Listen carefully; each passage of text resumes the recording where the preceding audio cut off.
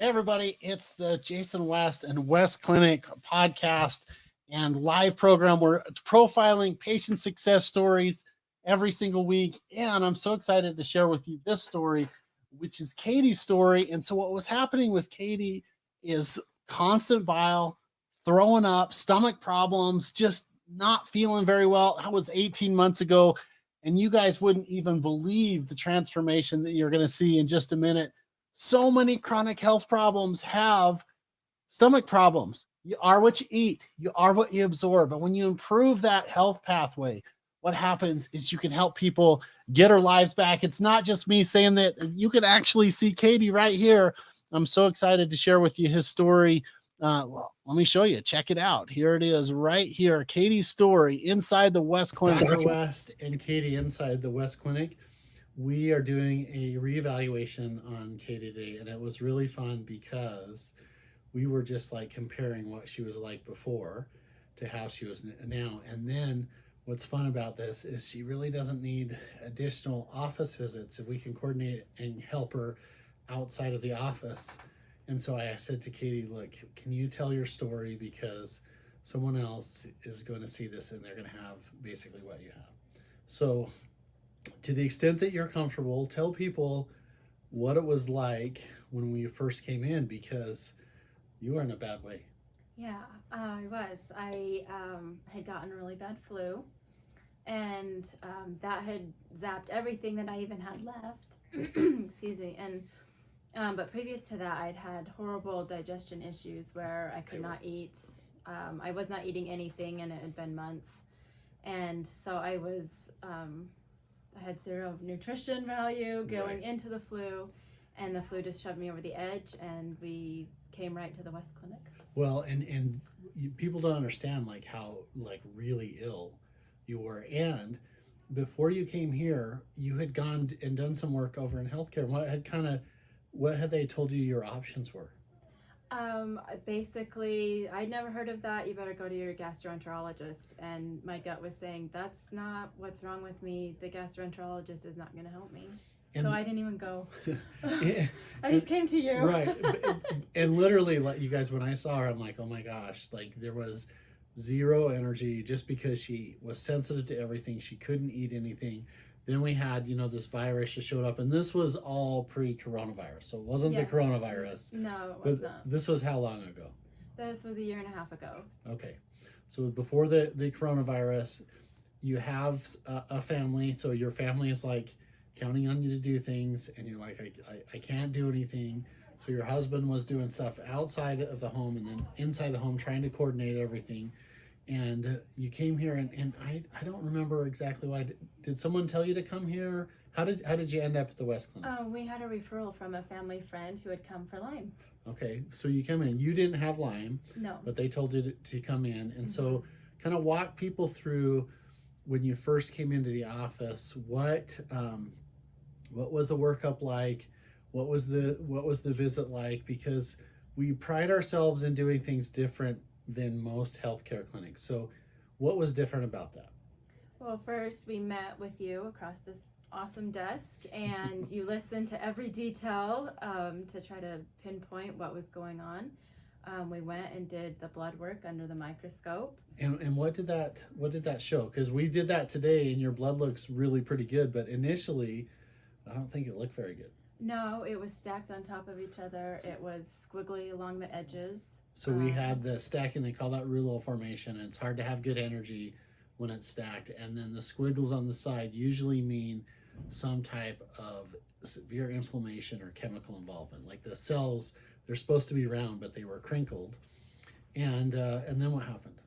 And we visited about options, and you said we can go as fast or as slow with the treatments as you like. And I think my husband said, put her on the jet. Right. He was like, immediately, start her yesterday. Yes, exactly. And in fairness, like I would feel the same way. Like if my wife was sick, like I would do exactly what your husband said, which is like, hey, we need to do something, because people aren't feeling good because they have low energy. And one of the biggest causes of low energy is when you can't get nutrients in the system. And being as sick as you were, one of the options was to do the infusions And that's why your husband's like, immediately, we Yeah. got to start her. Yeah, we were to the point that I couldn't even take care of myself. Is Low it? energy doesn't, I guess, cover it. It doesn't. And I didn't want to Yeah. put words in your mouth, but people don't understand it was, I mean, he didn't carry you in, but he kind of did. He basically carried me in. Yeah, 6 little kids, and I'd get my 2 oldest up to school and then go pass out on the couch. So. And there was sleeping problems gone. too, Yeah, right? Because you were no nutrients, stomach was upset. Your medical doc said, "Hey, go see a gastroenterologist." And you're like, "Wait a minute, what are their options?" And then your family friend said to come here. So we started the infusion treatments. That day I came in. And then what was the response? What happened after we started doing the infusions? I felt immediate energy and a calmness that I hadn't had in a very long time. And before, I think your body was just in a state of emergency. Like everything was off, because it's kind of like if you walked outside and you saw, a tarantula or a snake, your adrenaline goes up, your blood pressure goes up.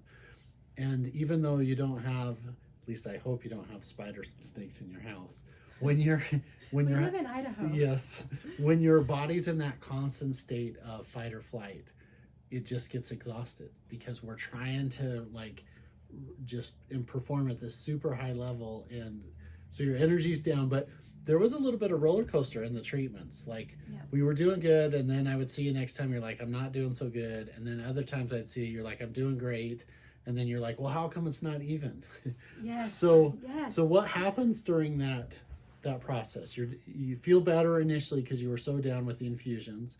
And then we did some other things too. Tell everybody else what we did. So I started out with infusions and the neuro. So the neuro is the nerve reset.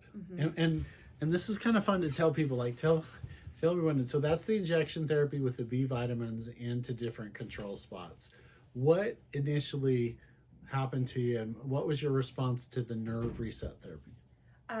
It didn't bother me. I mean, I did it everywhere. My head, my spine, all over my abdomen, everything, and even my vagal nerve. Right. So we were trying to get everything to reset. The organs here, and then there's a special ultrasound thing where we do the vagus nerve, which controls the abdominal structure. We wanted to do the head because we want to get the brain to reset. But I think I did literally every possible spot I could think of. No, you really did. You really did. And the reason why we just were we were in such a bad spot. We're we can't.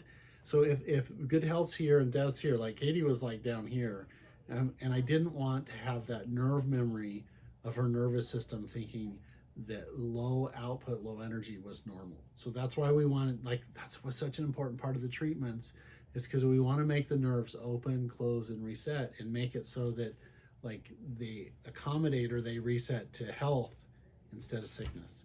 But then we did some supplements for you. So tell everybody kind of what that was like, and then how you managed those, because there was a little bit of a roller coaster over there too. Yeah, so it seemed like I leveled, we started, everything did great for about 6 months. And then everything dropped off again. I started having the horrible nights where I would throw up bile and all of that. And so panic set in again. Right. And because then you're thinking, oh my gosh, I'm never going to get better. Yeah, right? Exactly. So we readjusted the supplements, and I started meeting with Kelly. So Kelly is one of our secret weapons at the office. She's our mind-body healer. And what was your takeaway from working with Kelly? What was the benefit there? Because I feel that there's a lot, but put it into words for people. So Kelly's amazing because your body's going through all this physical trauma, but when you're going through physical trauma, your emotional trauma is almost worse than the physical trauma. And she helps you learn how to meditate, get through the pain, get through the scary times, kind of step outside yourself and start healing emotionally, so that once you're healed physically, you can live life again and you're not still in shock, basically, from your physical trauma. Right. So we have the body here and we have the emotions here. They go like this. You can't separate the mind from the body. You can't separate the body from the mind. So we brought her in here to help, and there was some good healing over there. There was. Kelly's amazing, very calming presence for her.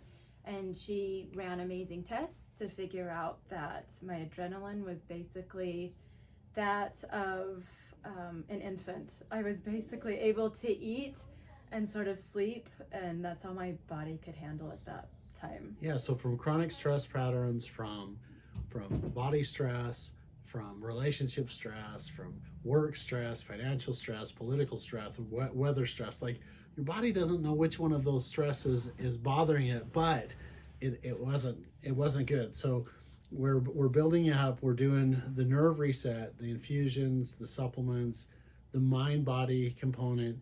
It's taken us, I don't know, probably a year by this time. We're definitely better, but what's fun about this is, how do you feel now compared to when you started? Like, let's start with the stomach. Like, because you said, because initially everybody said it's not fixable. It's totally fixable. But how is your stomach now, and how do you work that, incorporate that into your life? Because people don't understand how bad your stomach was. Yeah, it was horribly, violently ill every night, eating or not eating, and the amount of stress that takes on a person and a family and everything, super tough. So this was a breath of fresh air. And yeah, we had a setback, like the 6 months where it got bad again, and we were able to correct it. And then just a few months ago, it fired back up. And so we tried a new tool with acupuncture, and the acupuncture, like, that was it. That was the answer to keep everything balanced under my stressful life and my conditions and everything. I think it's just something so amazing to learn that I have a longevity tool. I have something that I know is going to help every time when my body starts to slide backwards. And what's fascinating, like if people are watching this and going, wait a minute, why is she sliding back? And here's what happens is, like, your body has like a core problem, and then you have a layer of symptoms, a layer of symptoms, layer of symptoms. It's kind of like an onion. So you pull over one layer, and sometimes we outline a treatment for plants so people, it works really well at the beginning, and then it's like the body turns, and sometimes we have a tendency to keep going. So like the body changed, and we were treating here, and all we had to do to get back in balance is to change. So that's why when she's like, oh, the wheels fell off at the 6 month mark, it's like, okay, we just need to like reset. And then about 6 months after that, it needs to reset. So one time was supplements, another time was the energy and the acupuncture, and then putting the physical body together and the mind body together.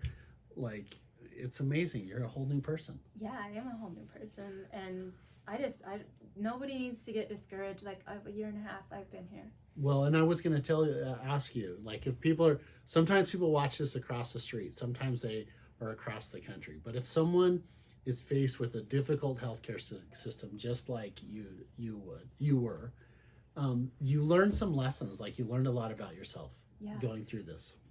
Yeah. So if someone's in Florida or Maine or Alaska or something, and they're watching this, what would be your life advice to them as far as, this is how you start putting things together? What would you tell them? I would tell them to go with your gut. Go with your gut, because the patients know their bodies better than doctors. That's number one. And do their research. Yeah, keep going. Help you help them. And Katie would bring in, lots of times she'd be like, hey, what do you think of this? Or what, I read this, or what do you think of this? And I learned so much from people when they do that. And it doesn't bother me. I know some doctors are like, look, I'm the doctor, don't bother me with that stuff. I've had a lot of patients say that I asked my other docs, and so it's a goal to not be like that. But one is to trust yourself, do the research.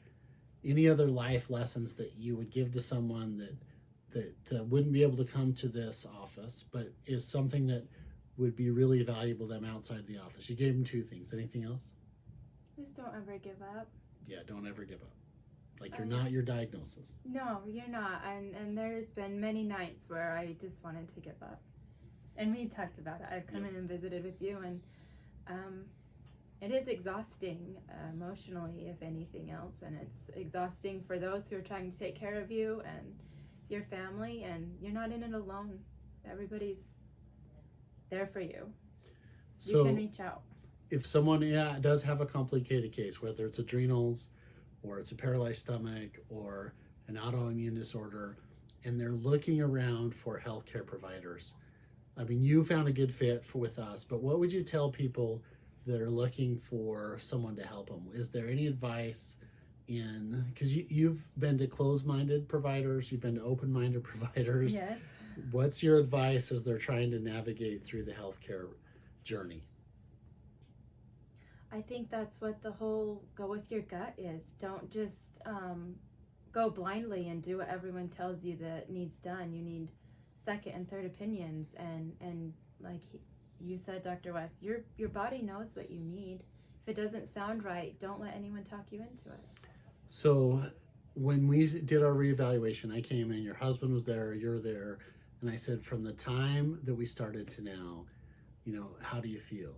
And you gave it a percentage. What was the percentage? For my gut and everything, it was 90% better. Yeah, so we're not perfect, but we're so much better. Like, it was almost incomprehensible of how you were until to where you are now. Like, it's a whole new person. There's a whole new energy about her. Like, you can do your normal stuff. You can be a mom. You can be a wife. You can run a small country. You can develop, family policy and everything like that. And so the reason why I said, hey, Katie, we got to go tell your story is because there's someone out there that's going to be just like you that needs to hear this. I would love it if my experience could just touch and help one person that doesn't have hope.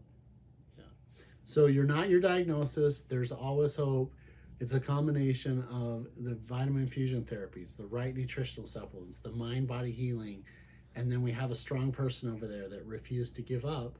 And here we are 18, 19 months later, 90% better with a new outlook on life. It's awesome. Like, okay, I'm done with patients today. I'm just going to go home and be happy because I did my thing. I would say probably the hardest part of coming to this clinic is not being able to thank the whole team. Like, there's nothing I could say. There's nothing I could do except thank God for these amazing people. They have talents and gifts, and they use them and to make the world a better place and help us. Okay, I don't even know what to say. Like, there's no ending as good as that one. So Dr. West and Katie, and we'll see you guys on the next amazing patient outcome. Okay, you guys. So just as a reminder, what happens with Katie, like, you are what you eat and you are what you absorb. It's so critical to be able to put the nutrients in your system and then be able to absorb them. I used to think, oh, it's you are what you eat. That's kind of what it is. You are what you absorb. And I think another statement is you are what you eliminate. Like, you are, if your bowels are working right.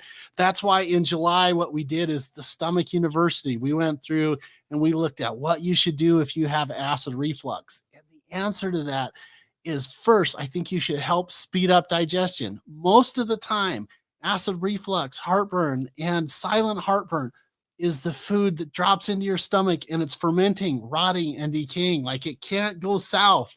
And so what it does is it goes north, and then you get that acid reflux, that heartburn, that uncomfortable feeling. And one of the things that I think is not the right way to treat this long-term is to put in an acid blocker, acid stopper. Take some calcium carbonate or some baking soda, knock down all the acid, because then what happens is that bottom opening that goes to the rest of your GI system, it doesn't happen. It doesn't open up. And so when people start off with stomach problems, which in my world, chronic disease, that's where so many people come to our office from all across the country. I've had people come from every continent to a little town in Idaho to help them, is we start with stomach. So try the apple cider vinegar experience. I think this is really helpful. Take a tablespoon of apple cider vinegar, put it in a half a glass of water, and take it after meals. And two things are going to happen. I mean, you're going to get better about 80% of the time in my clinical experience. The other 20% of the time, what happens is it makes people worse. Well, if it makes it worse, we've got an overactive sympathetic nervous system. We just have to calm that down. And one of the best ways to do that is through a mineral called phosphorus. Phosphorus helps to put the brake on an overactive GI system. So, like, that's the first part of the stomach. The other thing that's a really good idea is to use, if you're not an apple cider vinegar fan, which I have to tell you, I don't really like to drink that very much, is to use some type of proteolytic enzyme, a digestive enzyme that has some bromoline or some papaya or something that helps break down the protein. I think that literally most people after their fourth decade seem to do better with a digestive enzyme. At least that's been my experience in taking care of people over the last 21 years. So that's step one. Step two, if it makes it worse, we got a hyperactive immune system. Try and manage stress, downregulate the immune system with mineral therapy. The next one is the diarrhea and constipation. So many people, they can't get stuff out, which is slow bowels, or everything they eat just goes right through them. So that's where I think water is so important. I think fiber is really good. Healthy and alive foods is so good for slow bowels. And again, I'm going to say this over again, water is so good for your GI health. And so many times people come in and say, well, I don't want to drink water because I don't have to go to the bathroom.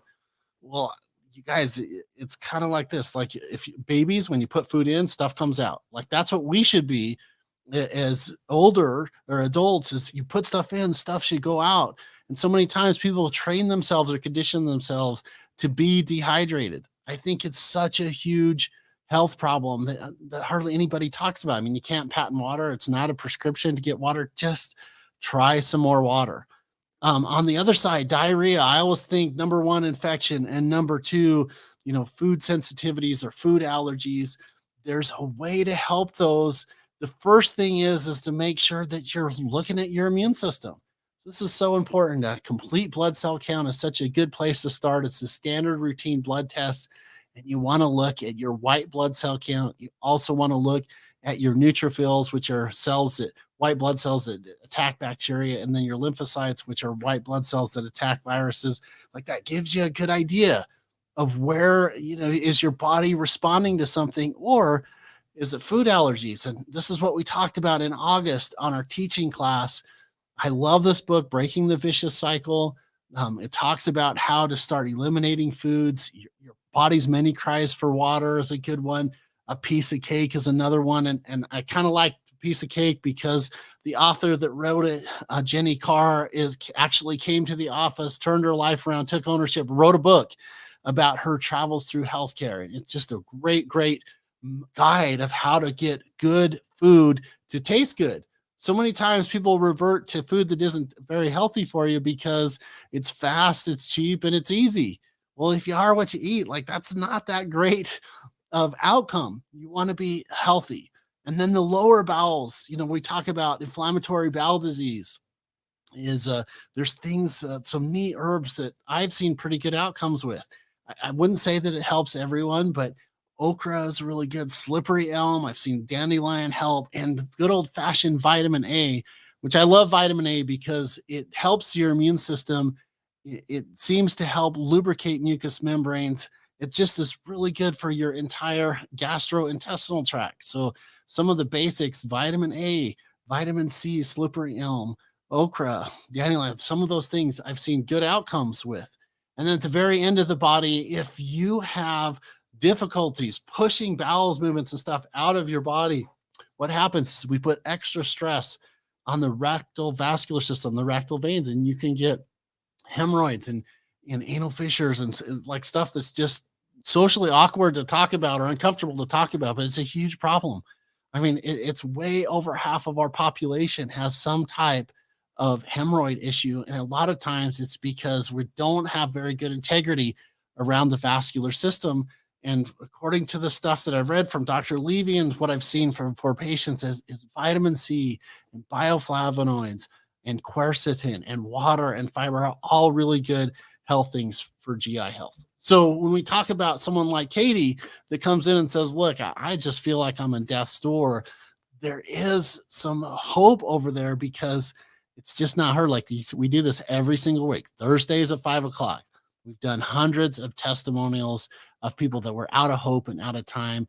They refused to be their diagnosis. They took ownership. There's a mind-body component. There's a stress relief component. There's a healthy and alive component. There's some advanced nutritional therapies. There's some advanced functional medicine therapies. There's medical therapies available. Like when you start putting everything back in balance, I see really good outcomes, just like Katie. So that's our show for tonight.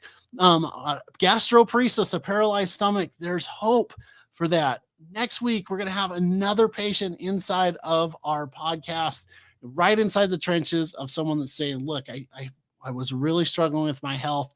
I was here. Now I'm totally up here. And that's what we want to do with the podcast. It's the Dr. Jason West and the West Clinic program. We will see you guys next week. All the best. And let's give a wonderful August.